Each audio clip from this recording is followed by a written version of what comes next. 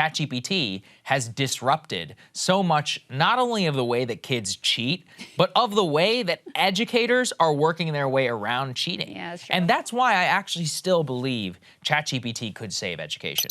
However, since March, we have seen a significant spike in student interest in ChatGPT, and we now believe it is having an impact on our new customer growth rate. That line alone sent the stock tumbling 37%, Crystal. This is a market where we've seen some AI hype moves to the upside. This is one of the first AI horror moves that we've seen to the downside. So in a way, there's just a lot of volatility around this AI idea. We are talking Chegg, so I'd like to welcome in George Tilla, Senior Markets Correspondent for the network. And George, I have to say, I'm sorry, I feel like we're 2 for 2 with our names this week that are just tanking that we just discussed on this show. Chegg is obviously no exception, down 27% here. We talked about this particular business overall, not necessarily because of the business risk itself. I think the challenge for Chegg, which is, traditional, textbook rental company, but they offer course assistance and, of course, academic support to students. They also have a small job placement division. But the challenge for this particular business is outside competition, particularly because of openai and all the knowledge that's now available using artificial intelligence. That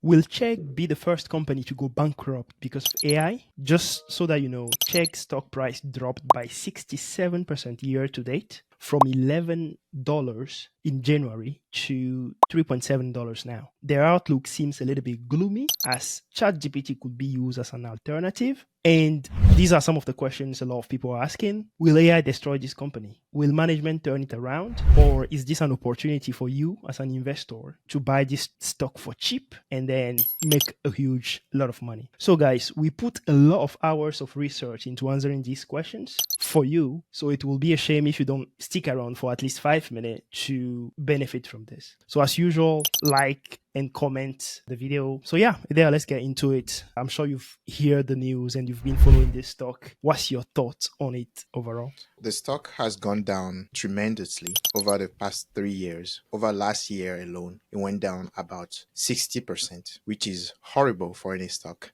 There is a lot of talk in the finance Twitter and in the news itself about how ChatGPT is going to disrupt this company and they are going to lose a lot of market share. I don't see it, but I'll expand later. I think we have very different views on this one. And for people that don't know this company, the name is Chegg, as we said before, and they used to basically sell textbooks and rent textbooks as well to students, and they transitioned into being a digital learning platform offering services such as online tutoring, homework help, textbook solutions, and all those type of things. And their pricing actually now is around $15, right, per month. That's what they get as their starting price. And the argument on the market or for the investors is that you can basically use ChatGPT to do this. So you don't really need this product. And for me, I would tend to agree, right?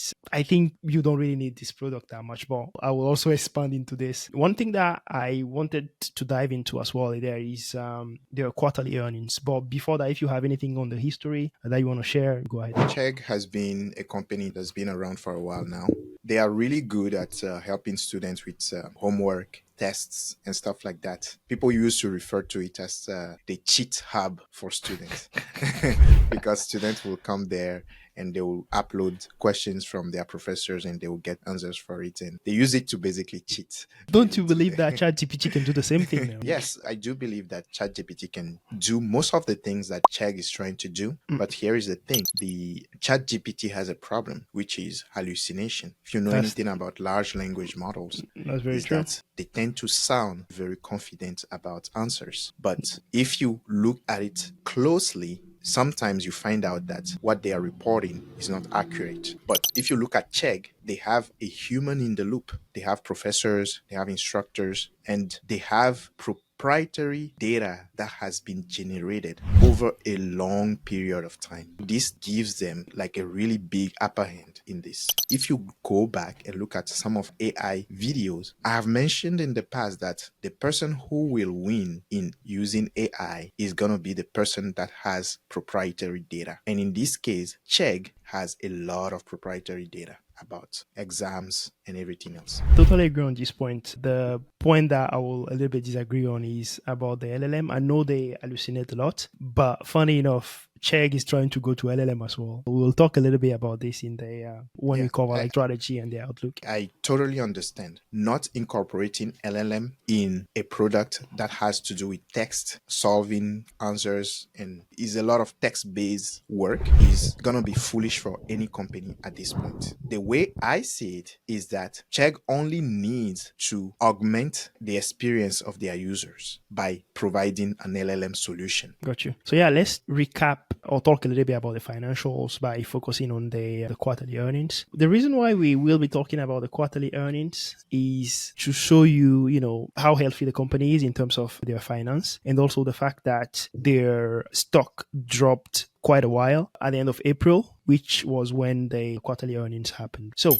here we have their revenue on the left side. So the revenue actually declined by 7%. And in terms of category, they have basically subscriptions and others drive the revenue, but subscription is the main thing. And what you can see here is that the subscription is declining and the skills and others is growing between 2023 and 2024, the quarter one. And in terms of their subscribers, there is a 8% decline, went from 5.1 million to 4.7 million. And basically, I think for all the companies that are subscription based, I think this is the key metrics, right? The number of subscribers that they have. If this is declining, it means that something is happening, and 8% decline is a lot for a company on a yearly basis. I don't know if you want to add anything before we jump onto. My argument for this is that Chegg is a seasonal business. Yes, but we are comparing quarter one versus quarter one, so season shouldn't play anything. If you were comparing, let's say, quarter one versus quarter two, that will create issues. So basically, we're comparing January to March for 2023 versus January to March for 2024. So season shouldn't have any effect because people have the same behaviors depending on. I can say that somewhat that is true, but I will still persist and compare it. The reason is because if you look at past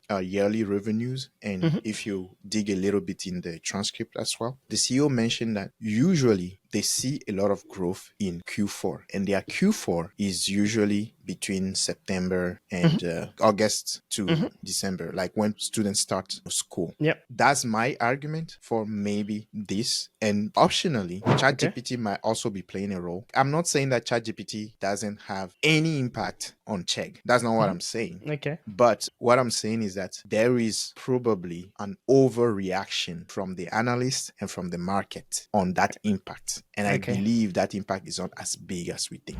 Let me just break it down. So the first part that you talk about, the seasonality thing, I still don't agree on that because it is the same period. So I was saying we are comparing January to March 2023 versus January to March 2024. So it will be the same as comparing September 2023 to September 2024. Those will be the same. But coming back to the other things that you were saying regarding the analysts, actually the revenue met analyst expectations and the market is basically overreacting. I agree with that. And I agree with that because of the next slide, which is about the company's gross profit. Again, you see here that their gross profit is declined by 8%, which is the same decline in their number of subscription. And their cash flow, actually, their cash flow from operations activities, the cash flow they generated from running the company, I'm not talking about paying finance debt and all those things, just the operation also declined by 27%. But my point regarding me agreeing with you is because if you compare this gross profit to the revenue is very high. Their gross profit is around 70% of the revenue, which is very, very high. Name me, 5 companies that have a gross profit of 70%. They are very few. This is a really, really, really good thing, though it is declining. And this is why people are a little bit concerned about, the future of the company because they are seeing the number of subscribers declining. They are seeing the gross profit declining. They are seeing the cash flow declining as well. Don't know if you have anything to add. I think that is normal, that people are skeptical, and I will be too if I see revenue declining, subscribers declining, and everything else. Yes, I'm going to put myself in the shoes of a student right now. Let's say I'm a engineer. Let's say I'm studying electrical engineering or something like that, and there is ChatGPT that can provide me answers really quickly. It's gonna be good for maybe 90% of the task that I'll give it, right? Yep. But there is 10% that really needs a good accuracy. And because there is all this hype about ChatGPT, maybe I'm gonna drop my Chegg subscription and go buy my ChatGPT subscription, and I'm gonna use it till I reach exam time where things are being. I need a little bit more accuracy in my answers. It's not just studying, but I really have to study for the test. And this is where Chegg comes back in, where because some of these tests that students have to take at the end of the year, ChatGPT doesn't have them necessarily. This is the beauty about Chegg. Students and instructors upload this past test into the system, and only Chegg has this data. Agree. And it's very hard to find on the internet. Even on Google, it's very hard to do it. This is why Chegg is a popular platform for students. I think that's what people are missing in this picture. In my opinion, I think it's going to take a while for investors and even the market and even the subscribers, the student, to come back to Chegg. And Chegg has to also do some work to stay competitive, like integrating ChatGPT directly into their product. And they've actually announced that they have a new product called Cheggmate, which is based on GPT-4 that they launched actually in April. Somewhat agree with what you are saying, right? But I'll use some of your reasons to basically argue your conclusion. ChatGPT, student can use the free version. You don't need to pay anything. And for the free version, you can get quite a lot. Let's say students get 80% of their answers for a free version. If they do get that, and that's free, comparing to paying $15 per month, I'm sure most of them will go for that free version. And then maybe when the exams come, they will go to Chegg for only a month, and then they will just come back to their ChatGPT free or whatever. So that's how I see it in terms of the user. But the company as a whole, right? What I would say is that it is not a bad company in terms of their financial health, because they are making 70% of gross profit, which is quite a lot. And also in terms of the cash that they have on their balance sheet, it is around 612 million, which is quite a lot for a company of that size. And that gives them a lot of flexibility around things that they can do. Yep. But yeah, beside the financials, right? If we were to discuss, let's talk a little bit about, how you see this thing going now. Tell me, do you think ChatGPT or AI is going to crush this company, and why? I'm not entirely sure, to be honest. I'm not entirely sure because there is opportunity here for Chegg to differentiate itself from ChatGPT. And the way they can do that is by basically integrating ChatGPT themselves. But there is something called RAG, which is Retrieval Augmented Generation. With Retrieval Augmented Generation, you can basically augment the knowledge of an LLM with existing knowledge that the LLM doesn't have. And that's how a lot of companies are attacking LLM-based product currently. The CEO has announced that they are going to train their own models. That's one. We all know that this is very expensive. I will not even recommend this for them, but if they want to do it, they can go ahead, but I don't think this will be the best way to go about it. The second thing they announced is that the integration with ChatGPT 4.0, right, which is Cheggmate. They bring the ChatGPT experience inside Chegg, where you get instant answers. You don't have to wait for an instructor to give you an answer. The good thing about this, and I think this is the game changer here, is that if they use ChatGPT 4.0 along with a RAG system, which means that they augment the knowledge of the LLM with their proprietary content, all the answers that they are going to give students are going to be more accurate. And that's how they differentiate. And I think that's where they will win. Because students on a long time period, they will realize that the answers I get from the AI assistant on Chegg is better than what I get directly from ChatGPT. I think this stock has a lot of intrinsic value that investors are missing. There is a lot of overreaction here, and this stock is very undervalued. That's a really good one. For me, I have 3 options for Chegg, and one actually goes into what you said, which is the first one, but I added a little bit of twist to it. They need to basically manage to provide a personalized content, which will very much based on what the student needs, and use their proprietary data in addition to an LLM, as you said, to really get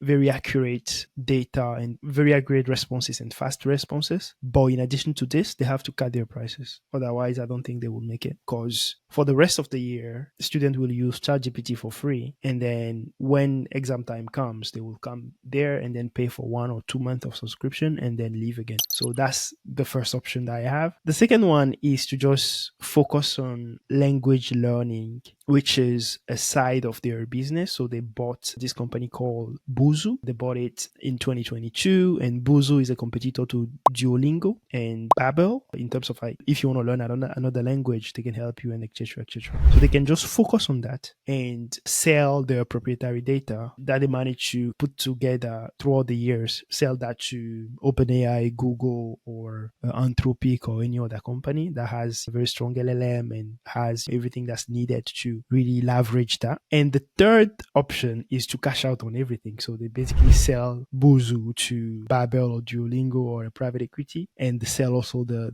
data that they have, the proprietary data, to OpenAI. So those are the three options that I have. It's very kind of strategy thinking, I would say. It doesn't give an answer to the investor, but it's basically for the company. But either way, it's all about the company and what the company decide to do. That's how the stock price is going to. That's what's going to be reflected in the stock price. So I've actually seen something online on LinkedIn where someone was saying that they rejected a job from OpenAI because OpenAI wanted to hire them as an instructor, and they will provide answers to the LLM, and they can like basically discern between the good answer and the bad answer and stuff like that. If OpenAI decide to go into this business, definitely Chegg will be crushed. But let's hope that, because OpenAI, the only reason they will decide to narrow down into certain things is that they cannot improve their LLM anymore.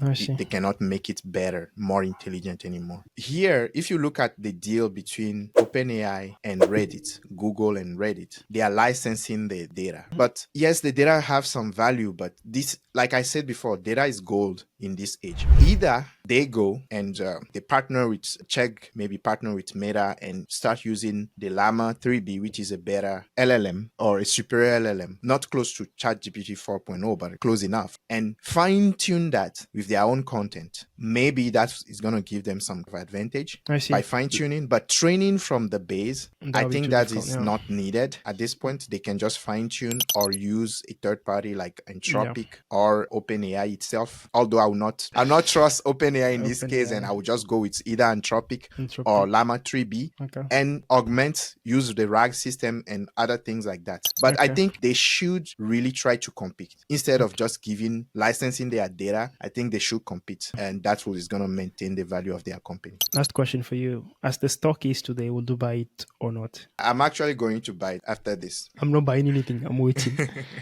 Okay, guys. We've been working very hard on this AI-backed platform that enables individual and professional investors to query 10K, 10Q, and earning call reports. And this platform is set to revolutionize the way you invest in stock, as it is going to enhance your efficiency thanks to the AI that will quickly process and analyze the vast amount of data in these financial reports, and also highlights the trends, enabling you to make a better decision regarding your investment. And as a matter of fact, all the insight you will see in this video was gotten from this platform. So currently the platform is at a beta version, and we are looking for investors to try it for free and provide us with feedback. So if you are interested, please subscribe to our Substack. The link is in the description, and thank you very much.